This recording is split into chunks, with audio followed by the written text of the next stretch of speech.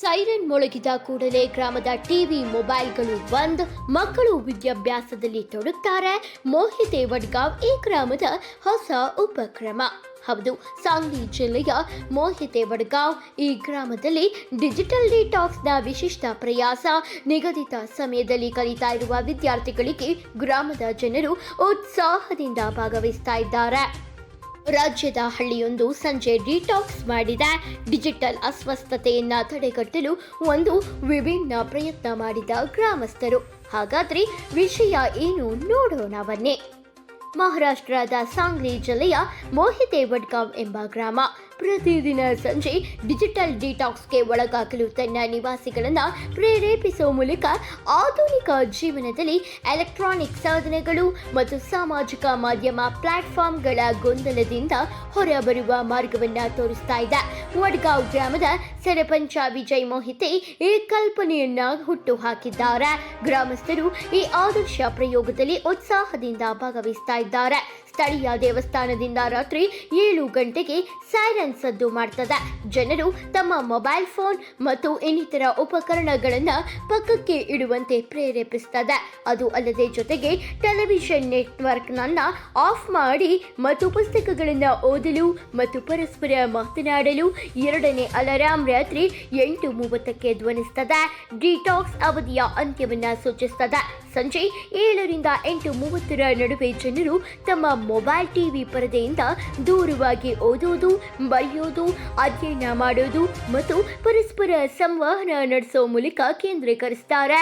ಈ ಪ್ರಯೋಗ ಅನುಸರಿಸಲಾಗ್ತಾ ಇದೆ ಎಂಬುದನ್ನು ಮೇಲ್ವಿಚಾರಣೆ ಮಾಡಲು ಗ್ರಾಮದ ಪ್ರತಿ ವಾರ್ಡ್ನಲ್ಲಿ ಸಮಿತಿಯನ್ನ ರಚಿಸಲಾಗಿದೆ. ಈ ಕಲ್ಪನೆ ಎಲ್ಲಿಂದ ಬಂತು ಗೊತ್ತಾ?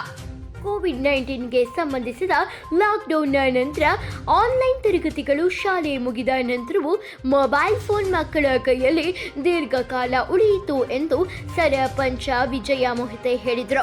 ಪೋಷಕರು ಸಹ ಹೆಚ್ಚಿನ ಸಮಯ ಟಿವಿ ವೀಕ್ಷಿಸಲು ಪ್ರಾರಂಭಿಸಿದ್ರು.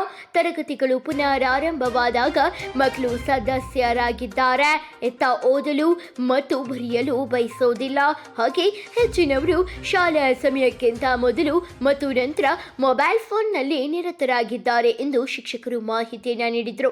ಅದಕ್ಕಾಗಿ ನಾನು ಈ ವಿಚಾರವನ್ನು ಮುಂದಿಟ್ಟಿದ್ದೇನೆ. ಮೊಬೈಲ್ ಟಿವಿ ಪರದೆಯಿಂದ ದೂರವಿರಲು ಸಾಧ್ಯ. ಮೋಹಿತೆ ಮಾತನಾಡಿ, ಆರಂಭದಲ್ಲಿ ಜನರು ಹಿಂಜರಿತಾ ಇದ್ರು ಮತ್ತು ಅವರು ಮೊಬೈಲ್ ಮತ್ತು ಟಿವಿ ಪರದೆಯಿಂದ ದೂರವಿರಲು ಸಾಧ್ಯವೇ ಎಂದು ಹೇಳ್ತಾ ಇದ್ರು. ಸ್ವಾತಂತ್ರ್ಯ ದಿನದಂದು ಮಹಿಳೆಯರ ಗ್ರಾಮ ಸಭೆ ಕರೆದು ಸೈರನ್ ಅನ್ನು ಖರೀದಿಸಲು ನಿರ್ಧರಿಸಿದ್ವು. ನಂತರ ಆಶಾ ಕಾರ್ಯಕರ್ತೆಯರು, ಅಂಗನವಾಡಿ ಕಾರ್ಯಕರ್ತೆಯರು, ಗ್ರಾಮ ಪಂಚಾಯಿತಿ ಕಾರ್ಯಕರ್ತೆಯರು ಹಾಗೆ ನಿವೃತ್ತ ಶಿಕ್ಷಕರು ಮನೆ ಮನೆಗೆ ತೆರಳಿ ಡಿಜಿಟಲ್ ಡಿಟಾಕ್ಸ್ ಕುರಿತು ಜಾಗೃತಿಯನ್ನು ಮೂಡಿಸಿದ್ರು. ನಮ್ಮ ಗ್ರಾಮ ಸ್ವಾತಂತ್ರ್ಯ ಹೋರಾಟಗಾರರ ಗ್ರಾಮವಾಗಿದ್ದು ರಾಜ್ಯ ಹಾಗೆ ಕೇಂದ್ರ ಸರ್ಕಾರದಿಂದ ಸ್ವಚ್ಛತಾ ಪ್ರಶಸ್ತಿಯನ್ನು ಸಹ ಪಡೆದಿದೆ. ಸದಾ ಅಭಿವೃದ್ಧಿ ಕಾರ್ಯಗಳತ್ತ ಗಮನ ಹರಿಸುವ ಗ್ರಾಮ ಸಾಮಾಜಿಕ ಸೌಹಾರ್ದತೆ ಕಾಪಾಡುವಲ್ಲಿ ಹೆಸರುವಾಸಿಯಾಗಿದೆ ಎಂದು ಸರಪಂಚ್ ಅವರು ಈ ವೇಳೆ ಮಾತನಾಡಿದರು. हमारे घर में एक ही कमरा है और बच्चे वहाँ पर पढ़ाई करने के लिए बैठते हैं और बड़े लोग वहाँ पर ही टीवी देखने के लिए बैठते हैं, तो बच्चों की अच्छे से पढ़ाई नहीं होती और टीवी पर उनका ध्यान जाता है. तो अब 7 बजे सायरन बजने के बाद फोन और टीवी बंद रहता है, तो बच्चों की अच्छे से पढ़ाई होती है. विशाखा हनुमंत मोहिते. नमस्कार. महाराष्ट्र से जिला सांगली, तहसील कड़ेगांव से गांव मोहिते वडगांव से सरपंच विजय मोहिते, हमने हमारे गांव में एक बच्चों की शिक्षा के लिए एक योजना यहाँ शुरू की है.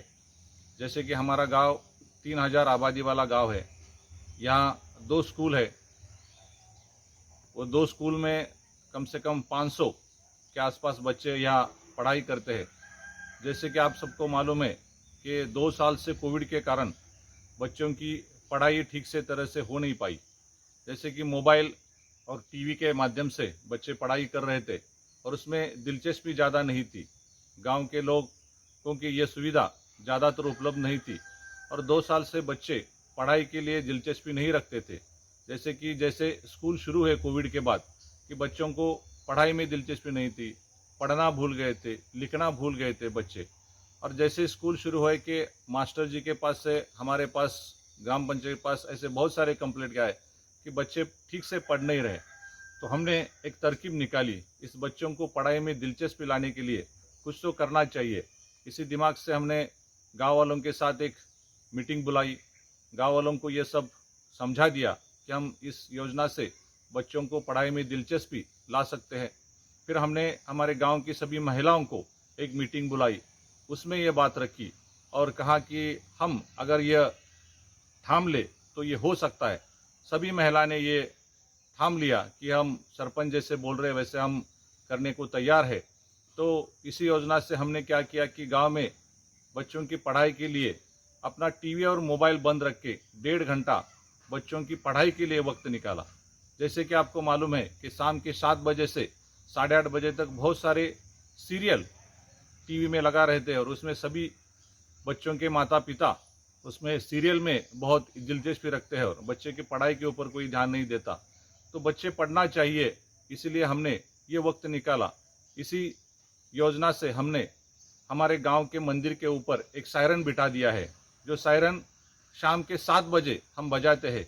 जैसे ही सायरन बजाते हैं, गांव के सभी बच्चे पढ़ाई के लिए घर में आके बैठ जाते हैं। जैसे कोई खेल रहा हो, जैसे कोई खेत में हो, सायरन बजते ही सब बच्चे अपने घर में आके पढ़ाई के लिए बैठ जाते हैं। 1.5 घंटा इस पढ़ाई के वक्त में घर में हमने मोबाइल और टीवी बंद रखने की परियोजना लाई है।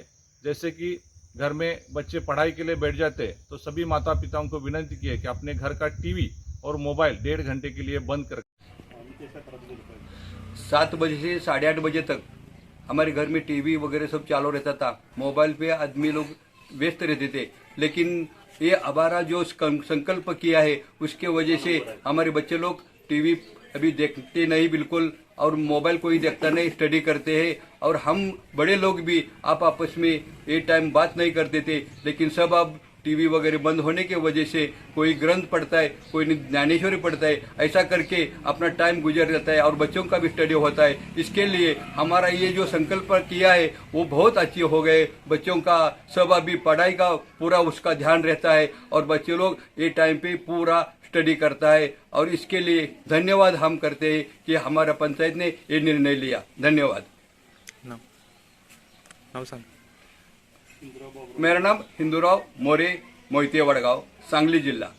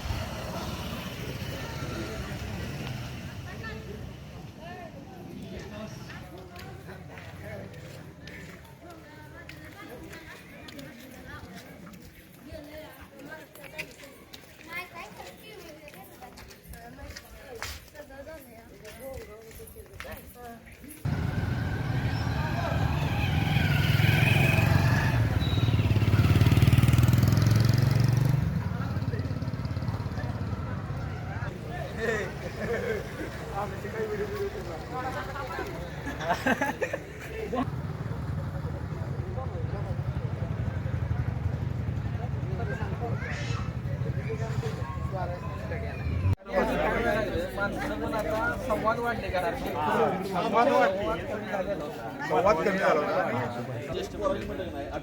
होय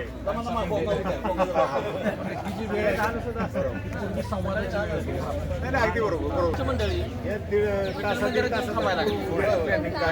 7 ते 8:30 काय होता तरी संवादाचा वेळ होता. आता ते संवाद आता मोबाईल आणि टीव्ही मध्ये आपण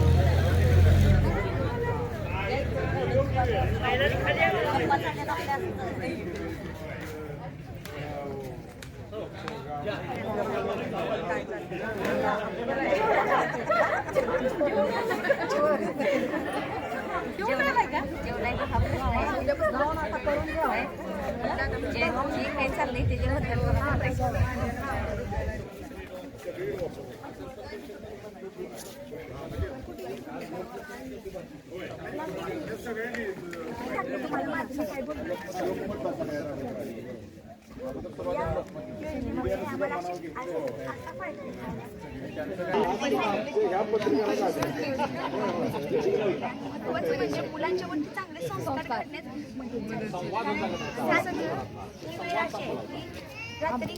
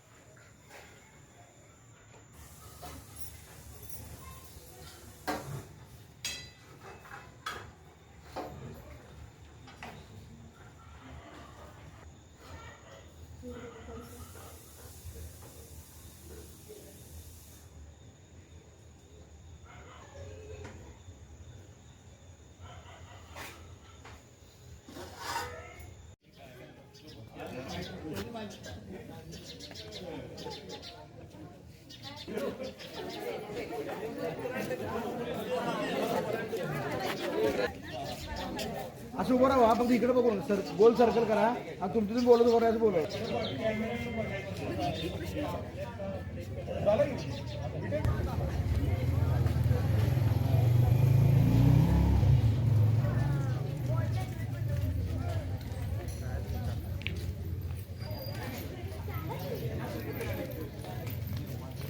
एक मिनिट